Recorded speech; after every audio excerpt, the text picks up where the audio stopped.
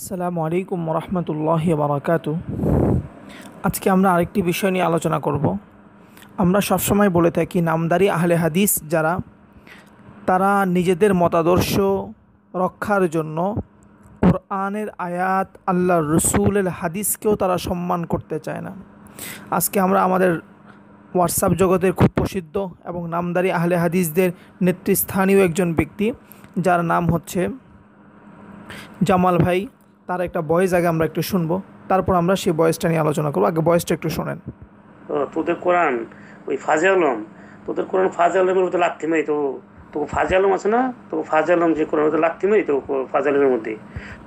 আপনারা শুনলেন, আমার ভাই বলতে চাচ্ছেন কারো কাছে নাকি ফাজাইলে আমল বলে কোরআন, আল্লাহ ভালো জানেন। এরকম কোনো নজির ওনার কাছে আছে কি না আল্লাহ ভালো জানেন।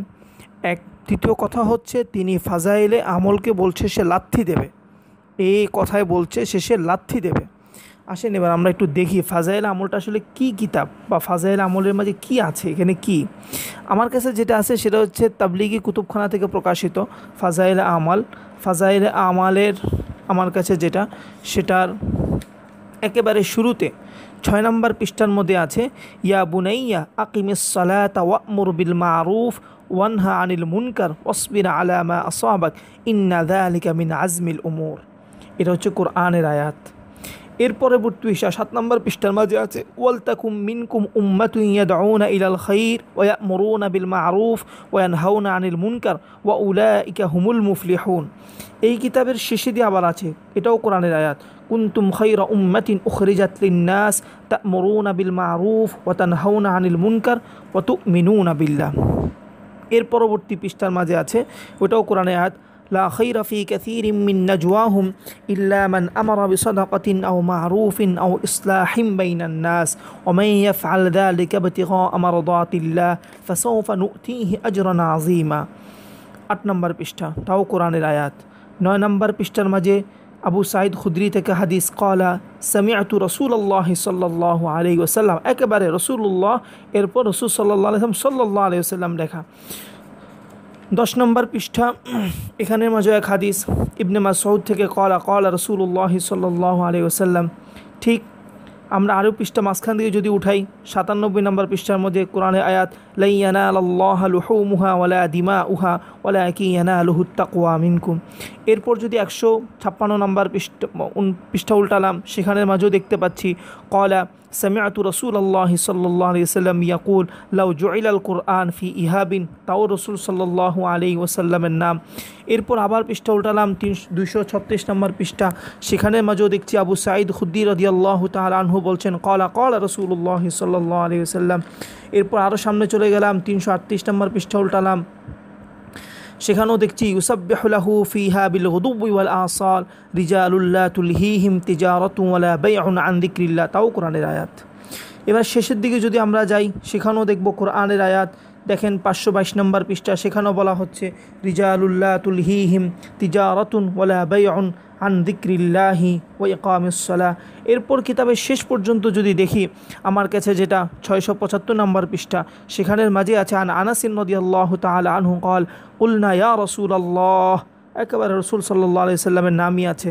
অনুরূপভাবে আগের পৃষ্ঠা, ওয়াল্লাযীনা জাহাদু ফীনা লানাহদিয়ান্নাহুম সুবুলানা।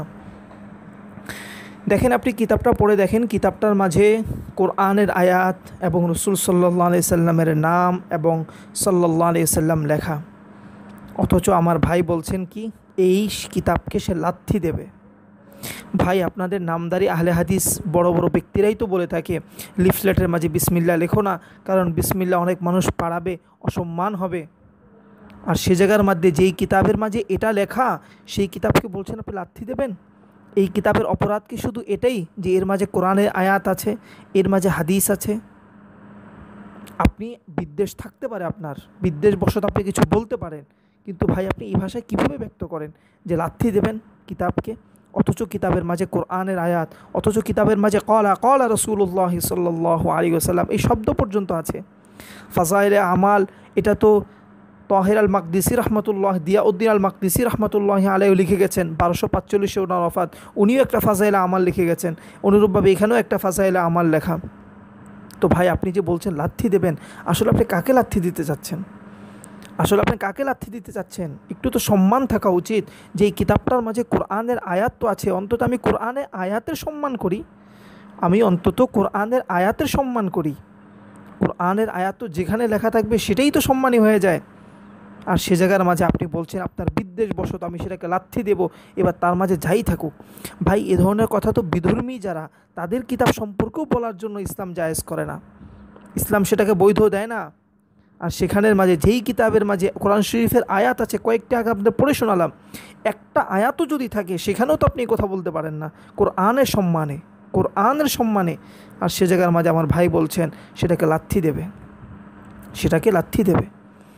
আল্লাহ হেফাজত করুক, আল্লাহ হেফাজত করুক আমাদেরকে, আল্লাহ তাআলা আমাদেরকে কোরআনের তাজিম বোঝার তৌফিক দান করুক। এরপর দেখেন আমার ভাই বলছেন যেই কোরআন, মানে তিনি যে কোরআন বুঝেন সেই কোরআনকে তিনি কিভাবে সম্মান করেন তার ভাষা থেকে একটু শোনেন, তারপর আমরা তার কথা শোনাবো।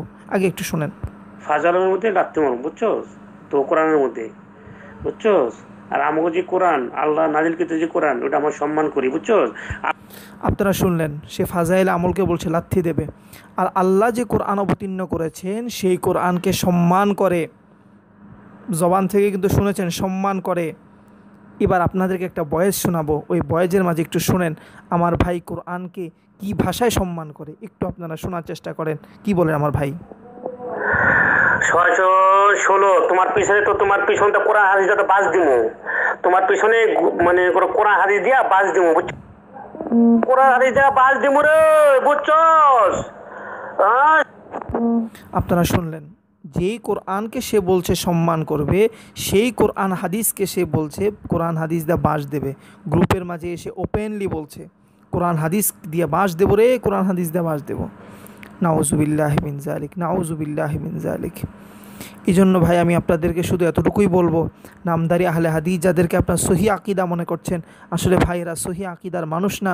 এরা নিজেদেরকে, আরবরা যে ফতোয়া দিয়েছেন, এরা মানুষদেরকে গোমরাহ করছে, এরা মানুষদেরকে বিভক্ত করছে, মুসলমানদের কালিমার মাঝে ফাটল ধরাচ্ছে, মুসলমানের কাতারের মাঝে ফাটল ধরাচ্ছে। আসলেই এরা ফাটল ধরাচ্ছে। এরা মুখে বলবে এটা, কিন্তু এরা কোরআন হাদিসের বিন্দু পরিমাণ কোনো সম্মান তারা করে না।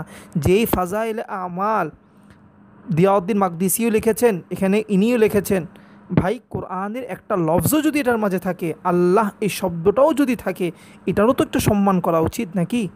একটা জায়গার মাঝে আল্লাহ শব্দটা আছে, এই শব্দটা থাকার কারণেই তো সেখানে সম্মান করা উচিত।